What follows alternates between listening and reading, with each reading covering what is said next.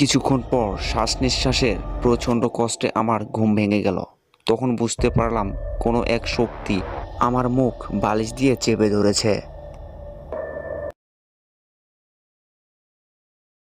অফিসে এত কাজের ব্যস্ততার মাঝেও ছুটি নিয়ে চললাম মামার বাড়ি, মামাতো ভাইয়ের বাড়ি। যেতেই হবে, না গেলে বেজায় বিপদ। মামা মামিও ছেড়ে কথা বলবে না। এই রে, আকাশেও মেঘ ডাকছে, বৃষ্টি এবার নামলো বলে। বৃষ্টির কথা ভাবতে দেরি, আসতে দেরি নেই। বৃষ্টি আর ঝড় যে বেড়ে উঠল, পৃথিবীর সমস্ত অন্ধকার যেন ষড়যন্ত্র করে একত্রে আমার গতিরোধ করতে এসেছে। তাড়াহুড়ো করে মোটরসাইকেলটি রাস্তার একপাশে স্ট্যান্ড করে একটি চায়ের দোকানে উঠলাম। কি খাবেন সাহেব? এক কাপ চা দিন। অন্ধকার আকারে গুনগুন করে মেঘ ডাকছে। বৃষ্টি কখনো মুষলধারে, আবার কখনো ঝিমঝিম করে পড়ছে। বৃষ্টির শব্দে যেন এক রহস্যময় সুর সৃষ্টি হচ্ছে। প্রবল বাতাসে গাছপালার মরমর ভেঙে যাওয়ার শব্দে যেন কান্না ভেসে আসছে। বৃষ্টি তো দেখছি থামার নামদাম নেই। আপনি কোথায় যাবেন সাহেব? এই দাঁড়িয়েপুর যাব। এ তো অনেক দূর। এত রাতে এই বৃষ্টির মধ্যে এত দূর পথ কিভাবে যাবেন? আজ তো কোনো গাড়িও পাবেন না। আচ্ছা, ঝামেলায় পড়ে গেলাম তো তাহলে। অনেক রাত হয়ে গেছে, এবার বাড়ি ফিরতে হবে। আচ্ছা, এখানে কি কোনো হোটেল পাওয়া যাবে রাতে থাকার জন্য? পাশে রাস্তার ওপারে একটা হোটেল আছে। আচ্ছা, আপনাকে অসংখ্য ধন্যবাদ। দোকানের সামনে এসেই চোখে পড়ল সিটি হোটেল আবাসিক। আধ ভেজা শরীরে কোনো রকমে এসে পৌঁছালাম হোটেল রিসিপশনে। আচ্ছা ভাইয়া, আজ রাতের জন্য আমাকে একটা ভিআইপি রুম দেন তো। দুঃখিত স্যার, আজকের রুম সব বুকিং করা হয়ে গেছে। দেখুন না ভাইয়া, কোনো রকমে একটা রুম ম্যানেজ করা যায় কিনা। বাইরে প্রচণ্ড ঝড় বৃষ্টি, বড্ড বিপদে পড়ে এসেছি। দুঃখিত, আগামীকাল একটা অনুষ্ঠান আছে তো, তাই আজকে থেকেই সব রুম বুকিং করা শেষ হয়ে গেছে। এত করে যখন বলছে, ওই রুমটা দিবি নাকি? না না, উপর থেকে আদেশ আছে, ও রুমটা কাউকেও দেওয়া যাবে না। কোন রুমের কথা বলছেন আপনারা? কিছু না স্যার, ও রুমটা অনেক দিন থেকেই বন্ধ আছে। ও রুমটাতে আপনি থাকতে পারবেন না। কোনো সমস্যা নেই, আজকে রাতটা কোনো মতনই কাটাতে পারলেই হবে।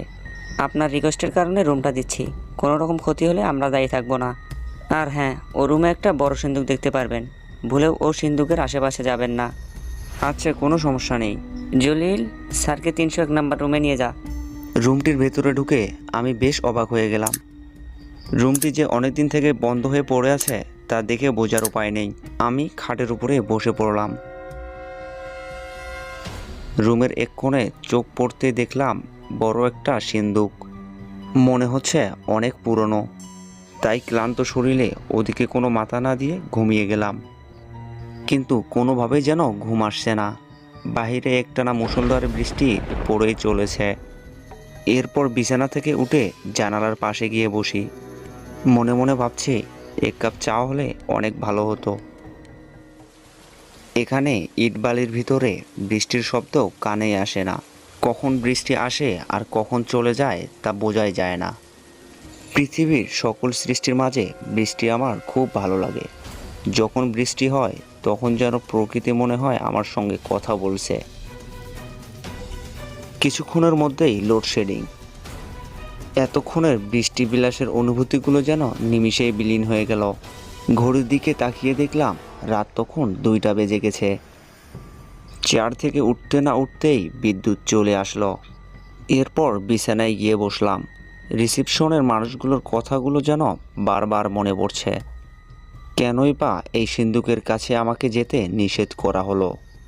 মনে হচ্ছে যেন সিন্দুকটির ভেতরে কিছু একটা আছে এবং তা আমাকে ওই সিন্দুকটির দিকে ডাকছে। তখন আমার কৌতূহল যেন দ্বিগুণ বেড়ে গেল। এরপর আমি সিন্দুকটির কাছে গিয়ে দাঁড়ালাম, কিন্তু সিন্দুকটি খোলার যেন কোনো সাহস পাচ্ছি না। একদিকে লোকটির নিষেধ আর অন্যদিকে মনের কৌতূহল। এরপর লোকটির কথা না ভেবে মনের কৌতূহলবশত সিন্দুকটি খোলার চেষ্টা করছি, কিন্তু সিন্দুকের মুখটা এতটাই ভারী যে একজনের পক্ষে কোনোভাবেই সরানো সম্ভব নয়।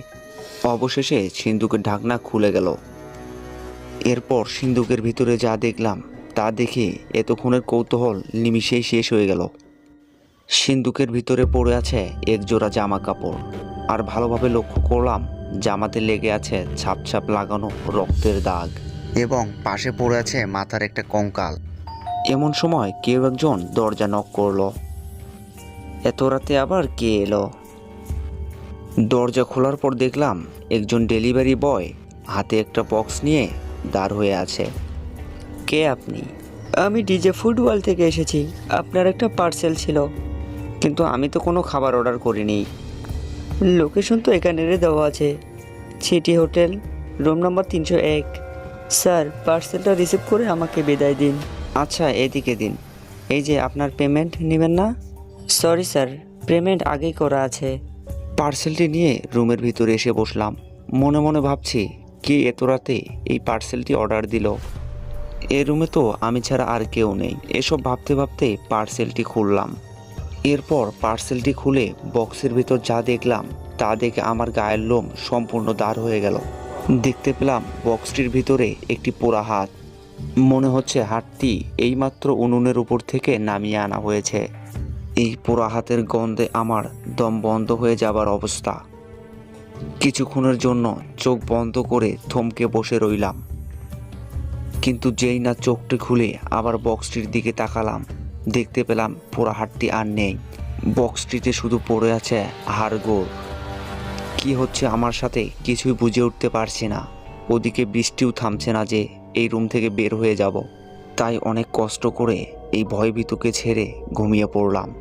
এসব মিলিয়ে মাথায় আর চাপ নিতে পারছি না। এসব ভাবতে ভাবতে কখন যে ঘুমিয়ে গেছি তা বলতেই পারিনি। কিছুক্ষণ পর শ্বাস নিঃশ্বাসের প্রচণ্ড কষ্টে আমার ঘুম ভেঙে গেল। তখন বুঝতে পারলাম কোনো এক শক্তি আমার মুখ বালিশ দিয়ে চেপে ধরেছে। আমি অনেক জোর জবরদস্তি করছি, কিন্তু কোনো মতনই যেন বালিশটা মুখ থেকে সরাতে পারছি না। ওদিকেও আমার নিকাশও বন্ধ হয়ে যাওয়ার অবস্থা। তাই প্রাণ যাবার ভয়ে সমস্ত শক্তি দিয়ে বালিশটা দূরে ছড়ে ফেলে দেই।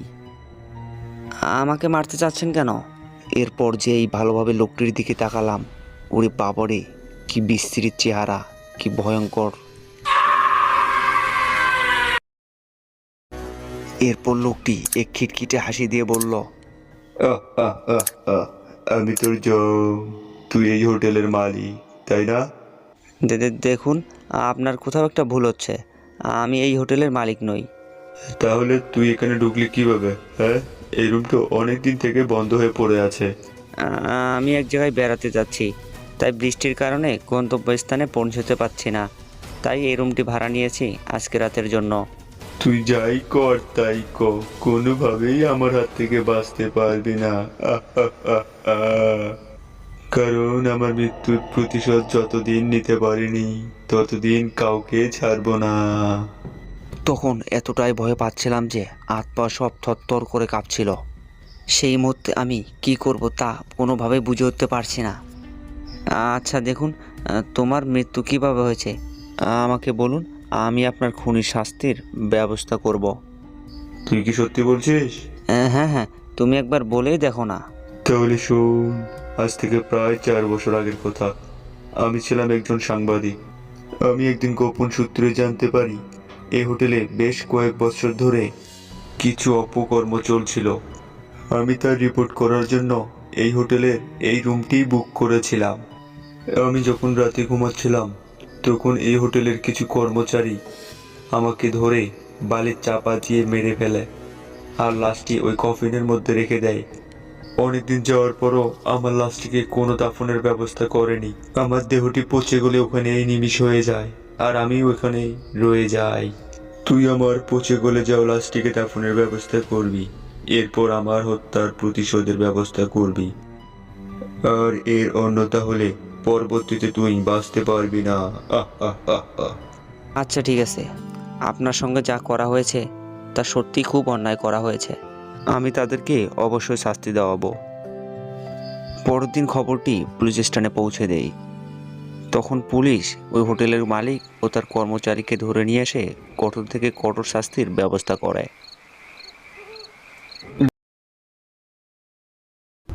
দ্রুত ছুটে গেলাম লাবণীর ঘরের দিকে। গিয়ে দেখলাম লাবণী ঘরে নেই। এরপর দ্রুত আমি ছাদে চলে যাই। কিন্তু দ্রুত ছাদে গিয়ে আমি যা দেখি তাতে একেবারে অবাক হয়ে যাই।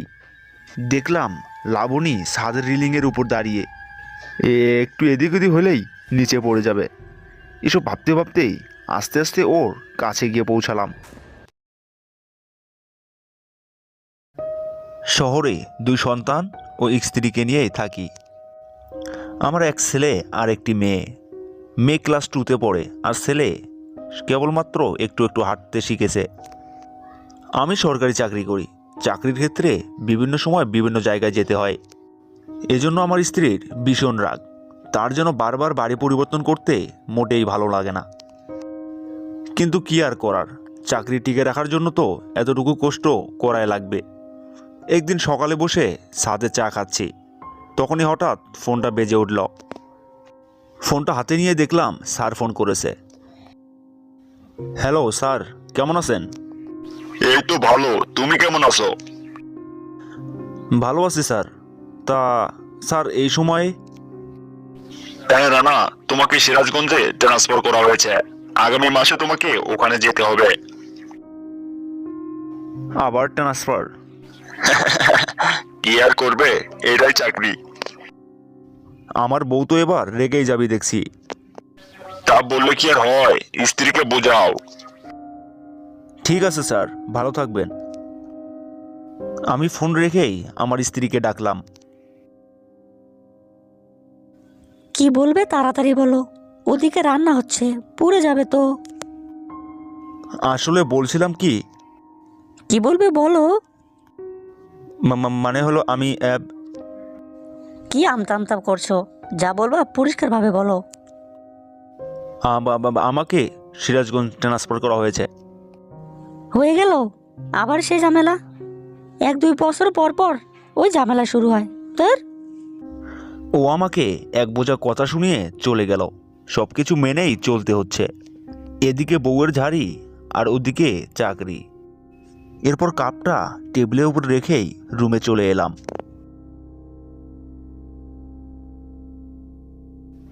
রাতে খাবার শেষে বিছানায় শুয়ে আছি। তখনই সে বলল, তা কবে যেতে হবে শুনি? বলল তো আগামী মাসেই। ঠিক আছে।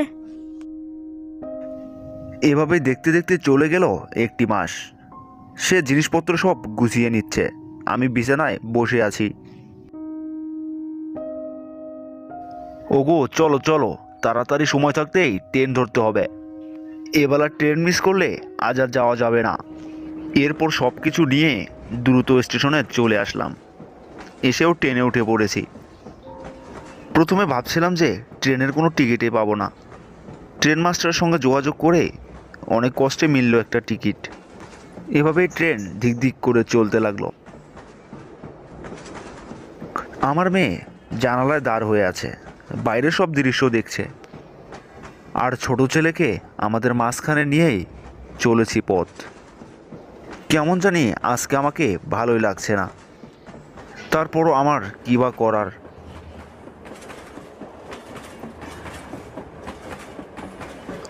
সিরাজগঞ্জ স্টেশনে এসে পৌঁছালাম বিকাল 5টায়।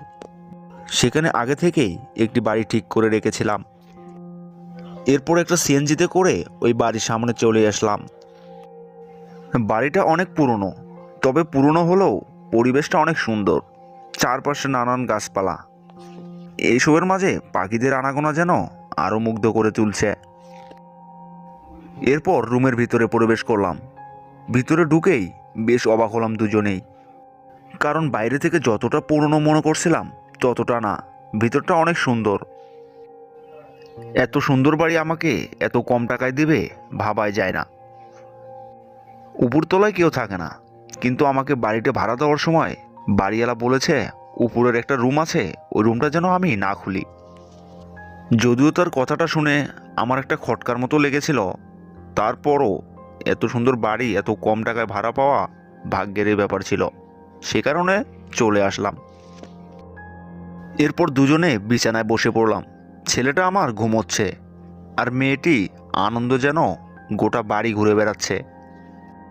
তখনই বাবুর মা আমাকে বলল, তুমি এখানে বসে রেস্ট নাও, আমি দেখি কিছু রান্না করা যায় কিনা। না না, এখন আর রান্না করার প্রয়োজন নেই। তুমি বসো, আমি বাইরে থেকে খাবার নিয়ে আসছি। এরপর আমি বেরিয়ে পড়লাম খাবারের উদ্দেশ্যে। একটু দূরে যেতেই ছোট একটা চায়ের দোকান চোখে পড়লো। দোকানের সামনে যেতেই তিনি আমাকে বলল, কি মশাই, আপনাকে তো এর আগে কখনো দেখিনি, কোথায় থাকেন? আসলে চাকরি সূত্রে আজই আমি এখানে এসেছি, তাই না চেনাটা স্বাভাবিক। আচ্ছা আচ্ছা, তা কোথায় উঠেছেন? এই যে সামনের মোড়ে ভবন ভিলাজে উঠেছি। ভবন ভিলাজের নাম শুনতেই লোকটি কেমন যেন আচমকে গেল। পাশে বসে আছে একজন বৃদ্ধা। তিনি এতক্ষণ আমাদের কথায় চুপ করে শুনছিলেন। হঠাৎ উনি বললেন, ওখানে উঠেছো কেন?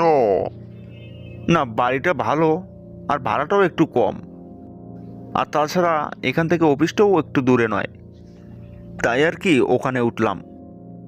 কেন, কোনো সমস্যা আছে নাকি?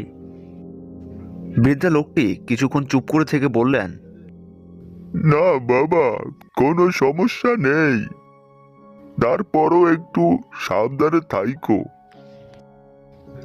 আর কোনো প্রয়োজন হলে আমাকে খবর দিও। জি জি, অবশ্যই জানাবো, অনেক ধন্যবাদ আপনাকে। এরপরে আমি কিছু খাবার নিয়ে দোকানদারকে টাকা মিটিয়ে চলে এলাম বাড়ি। সন্ধ্যায় ঘরে বসে আছি, তখনই অফিস থেকে কল এলো। কি বাবু, কোনো অসুবিধা হচ্ছে নাকি? না স্যার, সব ঠিকঠাক।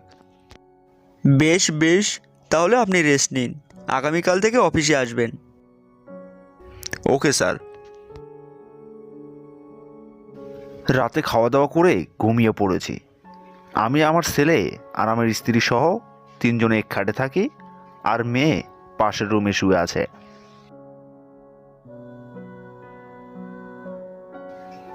মাঝরাতে হঠাৎ লাবণী দুঃস্বপ্ন দেখে উঠে পড়ে। ঘুম থেকে উঠে লাবণীকে অনেক পিপাসা লাগে, সেজন্য সে পানি খেতে চলে যায়। ঠিক তখনই শুনতে পায় ছাদের উপর থেকে কে যেন লাবণীর নাম ধরে ডাকছে। লাবণী, লাবণী। কণ্ঠটি ঠিক লাবণীর মায়ের মতো, সেজন্য সে ডাক শুনে সেদিকে যাচ্ছিল। লাবণী যতই কাছে যাচ্ছে ততই যেন জোরে জোরে নাম ধরে ডাকছে। লাবণী, লাবণী, লাবণী, লাবণী। এক পর্যায়ে লাবণী সবকিছু স্বাভাবিক ভেবেই সে রুমের দিকে চলে গেল।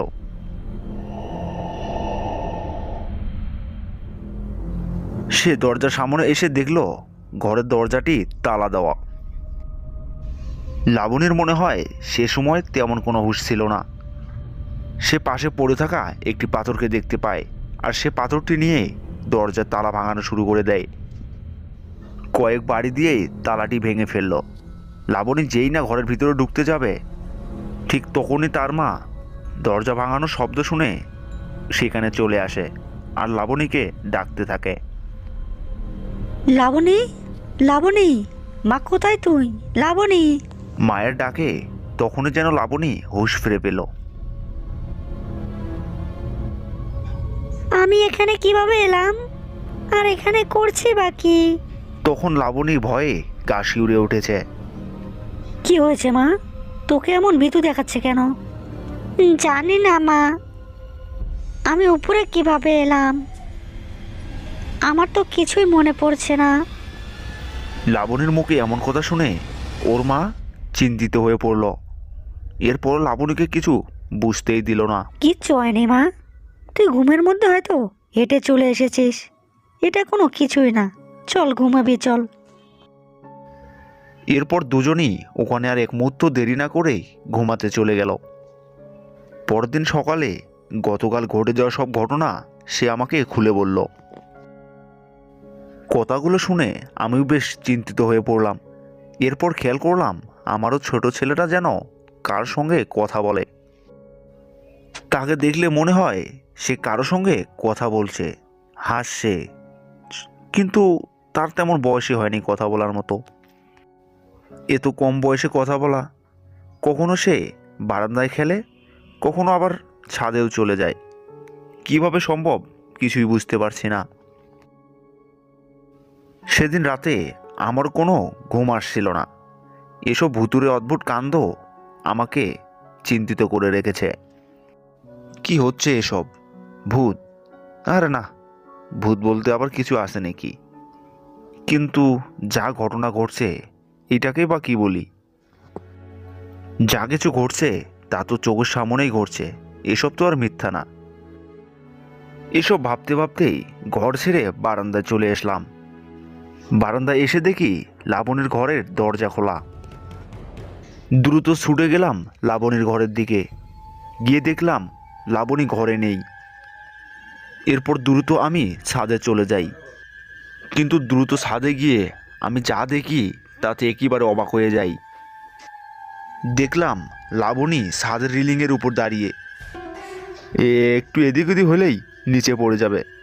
এসব ভাবতে ভাবতেই আস্তে আস্তে ওর কাছে গিয়ে পৌঁছালাম।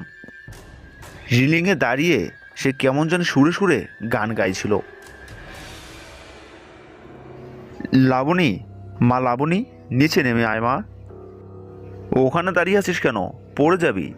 এরপর আমি চুপি চুপি ওর কাছে যেতেই অজ্ঞান হয়ে যায়, আর আমি ওকে ধরে ফেলি।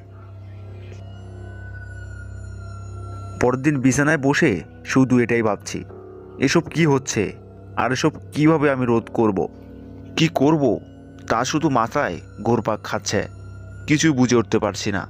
তখনই মনে পড়ে যায় ওই বৃদ্ধার কথা, আর এক মুহূর্ত দেরি না করে ওই বৃদ্ধার কাছে চলে গেলাম।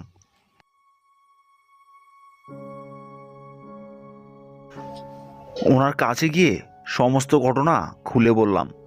আমার কথা শুনে উনি বলতে লাগলো, পরিস্থিতি খুব খারাপ পর্যায়ে গিয়েছে। তোমাদের ওই বাড়িতে থাকা আর ঠিক হবে না। ওই বাড়িতে অশুভ আত্মার বসবাস। আর তোমার মেয়ের উপর অশুভ আত্মা ভর করেছে। সে তোমাদের ও বাড়িতে থাকতে দেবে না। কিন্তু আমাদের বলটাই বাকি, আর কেনই বা আমাদের সঙ্গে এমনটা হচ্ছে? ওই বাড়িটা প্রায় 20 বছর আগে একটা জমিদার বাড়ি ছিল। জমিদারের একটা মেয়ে ছিল। মেয়েটা বিদ্যা প্রতিবন্ধী ছিল। মেয়েটা পাগলের মতো আচরণ করত। এই জন্য তার মেয়ে ও স্ত্রীর উপর অনেক নির্যাতন করত। এক সময় স্ত্রী এসব সহ্য করতে না পেরে তার সন্তানকে বিষ খাইয়ে মেরে ফেলে। আর সেও এই কষ্ট সহ্য করতে না পেরে বিষ খেয়ে আত্মহত্যা করে। তারপর থেকেই ওই বাড়িতে এমন আশ্চর্যজনক কর্মকাণ্ড লক্ষ্য করা যায়। তার কিছুদিন পর জানা যায় জমিদার এক অজানা কারণে গলায় রশি দিয়ে আত্মহত্যা করেছে। তারপর থেকে ওই বাড়িটাতে আর কেউ থাকতে পারে না। এই রকম ভয়ঙ্কর কার্টুন ভিডিও দেখতে পছন্দ করলে আমাদের চ্যানেলটি এখনই সাবস্ক্রাইব করুন। তোকে বললাম না, যদি চাচুর মাছ ধরার আনন্দটা নষ্ট হয়ে যায়? সেদিন আর কথা না বাড়িয়ে বাসায় চলে এলাম। এরপর বেশ কয়েকদিন লক্ষ্য করলাম চাচু প্রতি মাঝরাত্রে ঘুম থেকে উঠে একা একা কোথায় যেন চলে যায়। তাই একদিন আমি মাঝরাতে টের পাই আর চার চোখে ফলো করি। আর তখন পিছন থেকে উকি মেরে দেখলাম গত সপ্তাহে যে দিঘিতে মাছ ধরেছি চাচু ওই দিঘির দিকেই যাচ্ছে। যেন অশুভ কিছু একটা হতে চলেছে। তার পিছু পিছু দিঘির কাছে গিয়ে যা দেখলাম তা নিজের চোখে বিশ্বাস করতে পারলাম না। দেখলাম চাচু মাটিতে শুয়ে আছে আর তার পাশে বসে আছে এক ডাইনি।